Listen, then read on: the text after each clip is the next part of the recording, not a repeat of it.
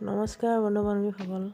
টিভিটো দেখি আপোনালোকে ভাবিছে চাগে মই আজি এটা নতুন টিভি কিনিছোঁ, কিন্তু আজি কিনা নহয়। এই টিভিটো কিনা আমাৰ প্ৰায় বহুত বছৰেই হ'ল।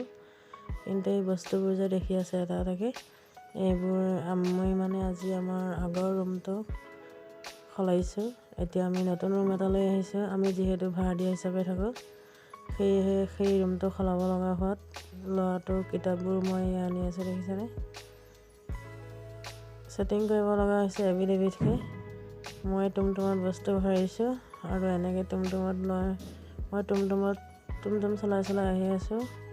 ল'ৰা ছোৱালীকেইটাই চাওকচোন কিমান আনন্দ ফূৰ্তি গৈছে, ইমান দুখৰ মাজতো কিমান যে দিনটো কষ্ট হৈছে। টুমটুম চলাই বয় বস্তুবোৰ অনা নিয়া কৰিব লগা হৈছে, ৰুমটো সলাব লগা হৈছে। কিন্তু সিহঁতৰ যে ইমান আনন্দ ফূৰ্তি, সৰু ল'ৰা ছোৱালী আৰু এইবোৰ থাকিবই। আমাৰ দুখৰ দিনবোৰ জানো কেতিয়া শেষ হয় আৰু নাজানো। আপোনালোকে মোক অলপ হেল্প কৰিব। দেখিছেনে ল'ৰা ছোৱালীকেইটাই কিমান উৎপাতেৰে কৰি গৈ আছে। মই আৰু এই টুমটুম চলাই বস্তুবোৰ অনা নিয়া কৰি আছোঁ। কাম কৰা মানুহ সময়ত বিচাৰিলেও পোৱা নাযায়, গতিকে নিজেই কষ্ট কৰিব লগা হৈছে আৰু সৰুৰ পৰা কষ্ট কৰিয়ে ডাঙৰ হৈছোঁ। এইখিনি পাইছোঁহি কষ্ট কৰি। কি ক'ব আৰু, লোকৰ ওপৰত আশাও কৰিব নোৱাৰি। মই আৰু মোৰ হাজবেণ্ডে লগ লাগি কামবোৰ কৰি গৈ আছোঁ। তেখেতেও কষ্ট কৰিছে, ময়ো কষ্ট কৰিছোঁ। এনেদৰে মই টুমটুমত মালবোৰ উঠাইছোঁ। ল'ৰাটোও হেল্প কৰিছে আৰু ল'ৰাটোৰ লগৰজনেও হেল্প কৰিছে। দেখিছেনে ল'ৰাটো? গোটেইবোৰ মিলি মোৰ হাজবেণ্ডেও মাল বস্তুবোৰ অনা নিয়া কৰি আছে, ময়ো কৰি আছোঁ। ৰৈ থকা নাই আৰু দুয়োজনে সমানেই কষ্ট কৰাত লাগি আছোঁ। তেখেতৰ অৱস্থা বেয়া হৈ গৈছে। আজিৰ দিনটো ইমান কষ্ট হৈছে। আমি কাম কৰা মানুহ নাপালোঁ, গতিকে আমি নিজেই কৰিব লগা হৈছে আজি। এয়া আমাৰ মা আহিছিলে, মায়েও বহুত কষ্ট কৰি দিছে। মোৰ বেয়াও লাগে, মা যিহেতু অলপ বয়স হৈ আহিছে। মায়ে আমাক ইমান কষ্ট কৰি ডাঙৰ দীঘল কৰিলে, এতিয়া আৰু কষ্ট কৰিলে মনটো বহুত দুখ লাগে। তথাপিও মায়ে মোৰ কষ্ট হোৱা দেখি বহুতখিনি হেল্প কৰি দিছে। এয়া দেখিছেনে, বেগ চেগবোৰ দাঙি আনিছে, কৈছে দিনটো মায়ে ইমান কষ্ট কৰিছে। মোৰ বহুত বেয়া লাগিছে।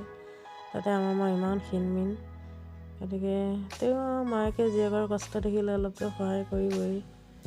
মায়ে অলপ সহায় কৰি দিছে আৰু তেখেতেও ঠেলা এখন আনি ঠেলাখনত বয় বস্তুবোৰ নি আছে। মই আজি চাওকচোন টুমটুমখন চলাব পৰা হোৱাৰ কাৰণে কিমান সহায় কৰি দিব পাৰিছোঁ মানুহজনক।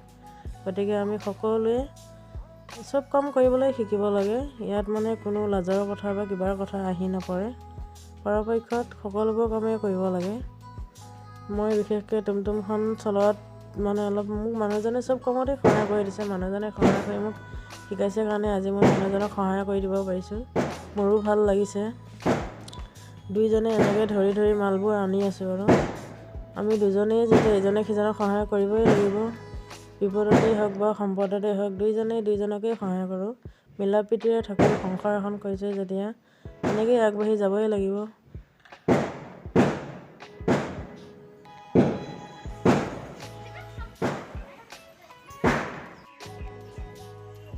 মই কোনো কামতেই লাজ নকৰোঁ। মই বজাৰ সমাৰ কৰোঁ, ঘৰৰ প্ৰায় 80% মই সকলো কাম মই নিজেই কৰোঁ। তাৰ ভিতৰতে কিছুমান কামতহে মানুহজনে কৰি দিয়ে আৰু এতিয়া আমি বৰ্তমান এই কেম্পাছটোতে থাকিম আৰু এই ঘৰটো যে দেখিছে, এইটো ঘৰটোতে আমি ছেটিং হৈছে। ইয়াতে থাকিব লাগিব আৰু যিমান দিন পাৰোঁ সিমান দিন ইয়াতে থাকিব লাগিব। মই বিশেষকৈ নিজৰ কামবোৰৰ লগতে মোৰ হাজবেণ্ডকো সহায় কৰোঁ। ঘৰৰ এভৰিথিং কাম ময়ে কৰি দিওঁ। মই আৰু হাজবেণ্ড দুজনেই যেতিয়া তেখেতে আৰু দোকান আছে, দোকানৰ কামত লাগি থাকে। এয়া দেখিছে, তেখেতে ঠেলা লৈ গোটেই বস্তুবোৰ কৰি আছে। ঠেলা লৈ তেখেতে অনা নিয়া কৰিছে, মই টুমটুমত অনা নিয়া কৰিছোঁ। এনেদৰে দুয়োজনে মিলা প্ৰীতিৰে দিনবোৰ এনেদৰেই আছোঁ আৰু